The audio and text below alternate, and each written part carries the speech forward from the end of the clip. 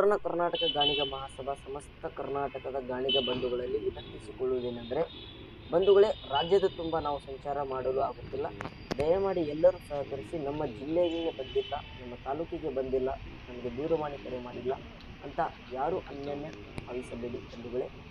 ದಯಮಾಡಿ ತಾವೇ ಅರ್ಥ ಮಾಡಿಕೊಂಡು 18 ಡಿಸೆಂಬರ್ 2024 ಬುಧವಾರ ಗಾಣಿಗರ ನಡೆ ಸುವರ್ಣಸೌಧದ ಕಡೆ ಎಂಬ ಸಂದೇಶದಲ್ಲಿ ಹೋರಾಟವನ್ನು ಹಮ್ಮಿಕೊಂಡಿದ್ದೇವೆ. ಸಮಸ್ತ ಕರ್ನಾಟಕದ ಗಾಣಿಗ ಬಂಧುಗಳು ಈ ಹೋರಾಟಕ್ಕೆ ಭಾಗಿಯಾಗಿ ಬಡತನದಲ್ಲಿರುವ ಕರ್ನಾಟಕದ ಗಾಣಿಗರ ಮನೆಗೆ ಅಭಿವೃದ್ಧಿಯ ಜ್ಯೋತಿ ನೀವಾಗಬೇಕೆಂದು ತಮ್ಮಲ್ಲಿ ವಿನಂತಿಸಿಕೊಳ್ಳುತ್ತೇನೆಂದು ರಾಜ್ಯದ ಉಪಾಧ್ಯಕ್ಷರು ಬಸವರಾಜ ಬಿ ಮಡ್ಡಿಯವರು ವಿನಂತಿಸಿಕೊಂಡರು.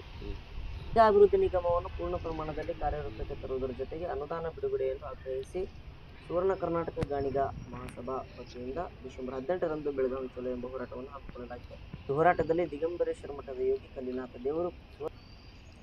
ಆತ್ಮೀಯ ಬಂಧುಗಳೇ, ನಾನು ಸುವರ್ಣ ಕರ್ನಾಟಕ ಗಾಣಿಗ ಮಹಾಸಭಾ ರಾಜ್ಯ ಉಪಾಧ್ಯಕ್ಷ ಬಸವರಾಜ ಮಡ್ಡಿ, ಗಾಣಿಗ ಅಭಿವೃದ್ಧಿ ನಿಗಮ ಮಂಡಳಿ ಅನುಷ್ಠಾನ ನೋಂದಣಿ ಅಧಿಕೃತ ಕಚೇರಿ ಹಾಗೂ ಹೆಚ್ಚಿನ ಅನುದಾನ ಬೇಡಿಕೆಗಾಗಿ ನಮ್ಮ ಹೋರಾಟ ಬೆಳಗಾವಿ ಚಲೋ, ಗಾಣಿಗರ ನಡೆ, ಸುವರ್ಣಸೌಧ ಬೆಳಗಾವಿ ಕಡೆ. ಆತ್ಮೀಯ ಬಂಧುಗಳೇ, ನಮ್ಮ ಗಾಣಿಗ ಸಮುದಾಯವು ಕರ್ನಾಟಕದ ರಾಜ್ಯದ ಎಲ್ಲ ಜಿಲ್ಲೆಗಳಲ್ಲಿಯೂ ಸುಮಾರು 50-60 ಲಕ್ಷ ಜನರಿದ್ದು ಸಮುದಾಯದ ಆರ್ಥಿಕ, ಸಾಮಾಜಿಕ ಹಾಗೂ ರಾಜಕೀಯವಾಗಿ ಹಿಂದುಳಿದ ಸಮಾಜವಾಗಿದ್ದು, ಆರ್ಥಿಕ ಹೊಂದಲು ಅಭಿವೃದ್ಧಿ ಸರ್ಕಾರದಿಂದ ಬರುವ ಸೌಲಭ್ಯಗಳಿಂದ ವಂಚಿತರಾಗಿದೆ. ಸಮಸ್ತ ಗಾಣಿಗ ಬಂಧುಗಳಿಗೆ ನನ್ನ ನಮಸ್ಕಾರಗಳು.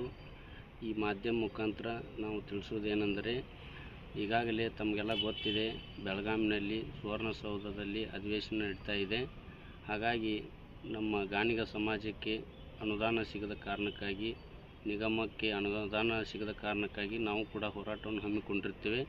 ಆದ ಕಾರಣಕ್ಕಾಗಿ ತಾವುಗಳು ಎಲ್ಲ ಕೂಡ ನಮ್ಮ ಗಾಣಿಗ ಬಂಧುಗಳು ಅದರಲ್ಲಿ ಭಾಗವಹಿಸಿ ಸರ್ಕಾರಕ್ಕೆ ಒಂದು ಎಚ್ಚರಿಕೆ ಕೊಡುವಂಥ ಕೆಲಸವನ್ನು ಮಾಡಿ ಈ ಹೋರಾಟವನ್ನು ಯಶಸ್ವಿಗೊಳಿಸೆಂದು ತಮ್ಮಲ್ಲಿ ಕೈ ಮುಗಿದು ಕೇಳಿಕೊಳ್ತೇನೆ. ಬಸವರಾಜ ಬಿ ಮಡ್ಡಿ, ಸುವರ್ಣ ಕರ್ನಾಟಕ ಗಾಣಿಗ ಮಹಾಸಭಾ ರಾಜ್ಯ ಉಪಾಧ್ಯಕ್ಷ. ನಮಸ್ಕಾರಗಳು.